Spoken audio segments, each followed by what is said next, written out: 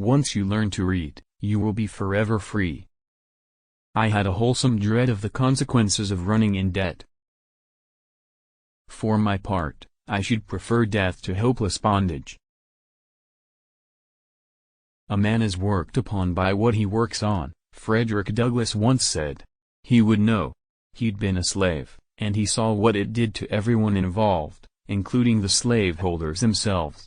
Once a free man, he saw that the choices people made, about their careers and their lives, had the same effect. What you choose to do with your time and what you choose to do for money works on you. The egocentric path requires, as Boyd knew, many compromises.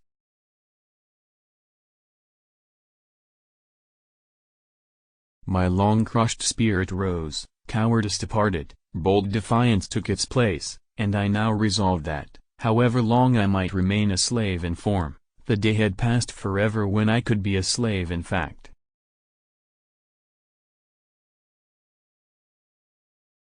When I went into their family, it was the abode of happiness and contentment. The mistress of the house was a model of affection and tenderness. Her fervent piety and watchful uprightness made it impossible to see her without thinking and feeling, that woman is a Christian.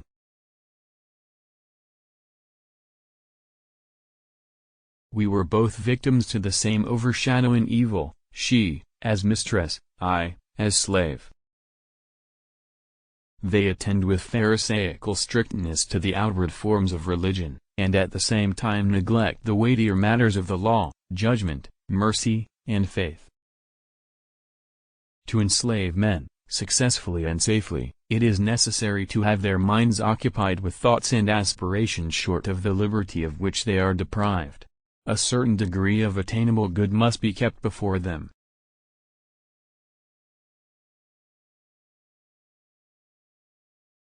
I have observed this in my experience of slavery, that whenever my condition was improved, instead of its increasing my contentment, it only increased my desire to be free, and set me to thinking of plans to gain my freedom.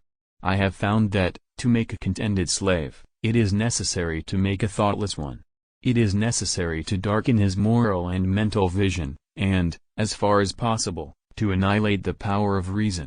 He must be able to detect no inconsistencies in slavery, he must be made to feel that slavery is right, and he can be brought to that only when he ceased to be a man.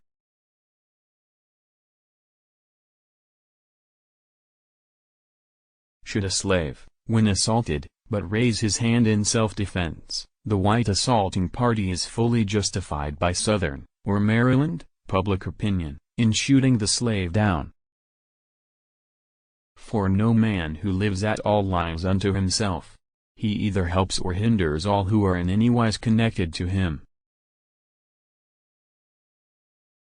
It is a common custom, in the part of Maryland from which I ran away, to part children from their mothers at a very early age.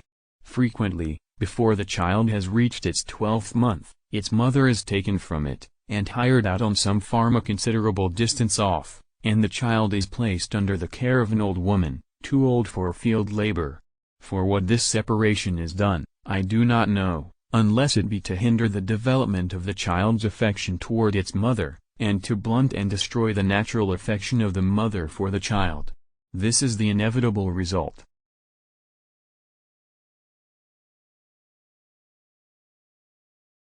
Going to live at Baltimore laid the foundation, and opened the gateway, to all my subsequent prosperity. I have ever regarded it as the first plain manifestation of that kind providence which has ever since attended me, and marked my life with so many favors. It was considered as being bad enough to be a slave, but to be a poor man's slave was deemed a disgrace indeed. I have no accurate knowledge of my age, never having seen any authentic record containing it.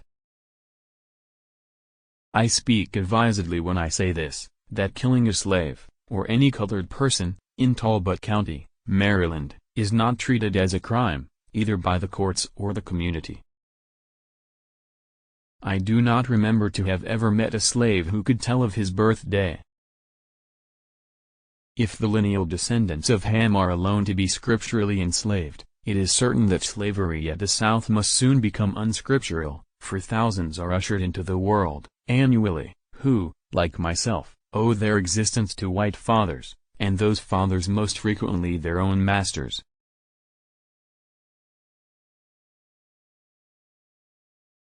Slaves, when inquired of as to their condition and the character of their masters, almost universally say they are contented, and that their masters are kind. The slaveholders have been known to send in spies among their slaves, to ascertain their views and feelings in regard to their condition. The frequency of this has had the effect to establish among the slaves the maxim, that a still tongue makes a wise head. They suppress the truth rather than take the consequences of telling it.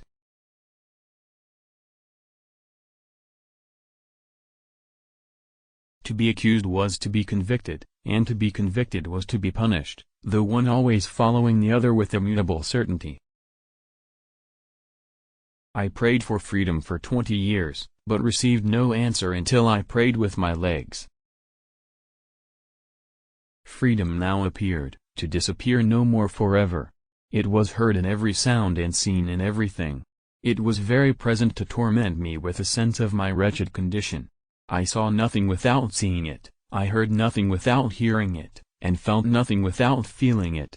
It looked from every star, it smiled in every calm, breathed in every wind, and moved in every storm.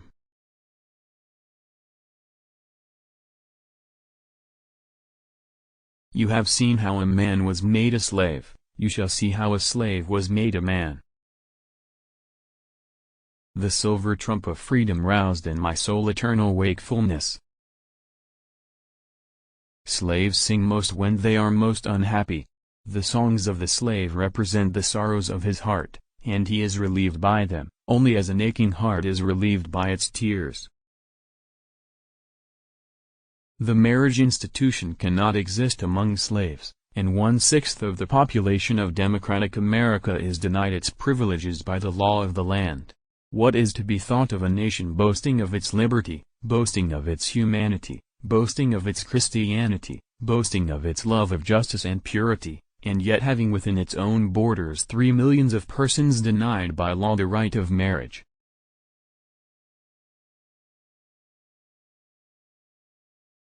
A man is worked upon by what he works on. He may carve out his circumstances, but his circumstances will carve him out as well. A man who will enslave his own blood, may not be safely relied on for magnanimity. We have men sold to build churches, women sold to support the gospel, and babes sold to purchase Bibles for the poor heathen, all for the glory of God and the good of souls. The slave auctioneer's bell and the church-going bell chime in with each other, and the bitter cries of the heartbroken slave are drowned in the religious shouts of his pious master. Revivals of religion and revivals in the slave trade go hand in hand.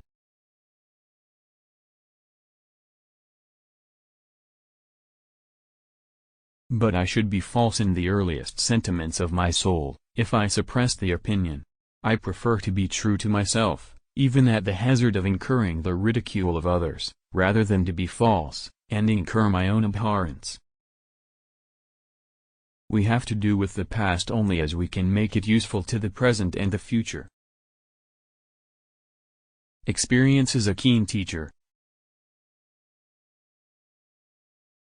Grandmother pointed out my brother Perry, my sister Sarah, and my sister Eliza, who stood in the group. I had never seen my brother nor my sisters before, and, though I had sometimes heard of them, and felt a curious interest in them, I really did not understand what they were to me, or I to them. We were brothers and sisters, but what of that? Why should they be attached to me, or I to them? Brothers and sisters were by blood, but slavery had made us strangers. I heard the words brother and sisters, and knew they must mean something, but slavery had robbed these terms of their true meaning.